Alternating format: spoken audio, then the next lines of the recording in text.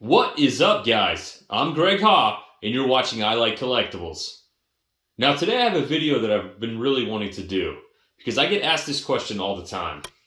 We're going to take a look at the differences between Teenage Mutant Ninja Turtles first, second, and third print for issue number 1.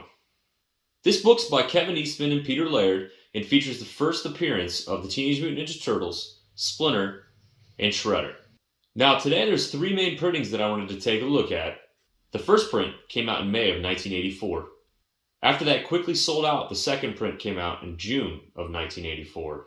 And finally, the third print came out in February of 1985. Now I have the 2 books here. I want to show them to you. Here is the third print. If I can get a closer look at that without the glare.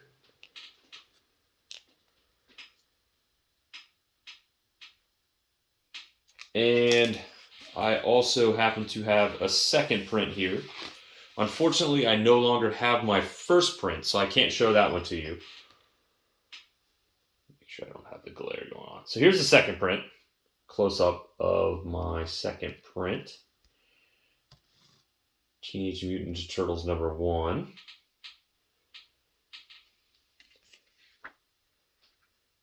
Trying to get the glare off of it. So there's a close-up of the second and third printings of Teenage Mutant Ninja Turtles number 1. Now let me go over a few of the differences between first, second, and third printings.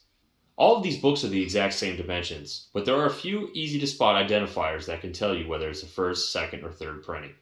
Owning any print of this book is a treat, but the different printings do have a large difference in pricing. The value could even be exponentially different, so it's very important to identify which printing you have. Turtlemania Special number 1, which I'm also going to do a video of shortly, really shed light on how many copies of each printing there are. For the first time ever, it was made public that there's about 3,200 first print, 3,000 original, and about 200 spillage copies if anything happened to the original 3,000. The second printing has 6,000 copies, with another couple hundred spillage copies. The third printing, however, there was a whopping 35,000 copies. When adding in all the spillage copies of the first, second, and third printings, there's about 45,000 copies of Teenage Mutant Ninja Turtles 1 floating around. How many of those survived? Your guess is as good as anyone's. When you think about it though, 45,000 is still far less than other popular titles of its time. So now I'll show you side by side the second and third printings. The second printing is here in my right hand. The third printing is here in my left. Can you tell the difference between the two?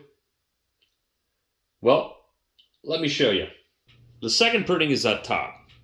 As you can see in Turtles, the second T has less blood in the second printing than it does in the third printing. This is also the same that you see on Teenage Mutant Ninja Turtles 1 first print. There will be less blood in the T. If there's more, that certainly means that you're looking at a third print. If there's less, it's either a second or a first print. Another sure way is to open the front cover. The third printing will say, third printing, printed in 1985. A second printing will say second printing, printed in 1984. And if it's a first printing, it won't say anything at all. Now, let's take a side-by-side look at the second and first printings. On this screen overlay, you can see that the two look nearly identical. The main difference? The coloration. The second printing has more of a pink color, while the first printing has more of a red coloration to it. That's another sure way to see, just looking at the front cover, if you have a first or second printing. Now, many of the first printings at this point are already slabbed, and you're not able to look through the book. But if you are, turn to the very back page, and in the back cover, there's an ad. That ad should be for Gobbledygook number 1. If the ad is for iron-ons, that means you have a second or third printing. Gobbledygook number 1 was only advertised in Teenage Mutant Ninja Turtles number 1 first print. Now, because this book is so expensive, there's been many fakes and some pretty good counterfeits. Now, here are a few things that you want to look out for. Some second and third prints have had their printing identifications bleached or whited out. Do your best to check and see to make sure that those have not been tampered with. Make sure that everything aligns, the back cover, the front cover, the coloring, that it is in fact a first print. First, second, and third printings of Teenage Mutant Ninja Turtles number 1 use newspaper for their pages. The counterfeit copies will often use white pages. That's a sure sign that you're looking at a knockoff. Do a quick measure of the book. It should be 7 3/8 by 10 7/8 inches. So there it is. Now you know how to tell the difference between a first, second, and third print of Teenage Mutant Ninja Turtles #1. So, what do you do now? You go out and buy one. This is an awesome book that every collector should own, especially if you're a huge Ninja Turtles fan. If you can't afford a first or second print, that's fine. Try to find yourself an inexpensive third print. Thank you guys so much for tuning in.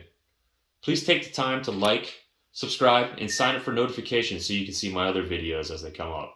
Please leave a comment below and let me know if there's anything you'd like to see or if you have any questions or concerns about this video here. Alright guys, we'll see you next time. Thanks.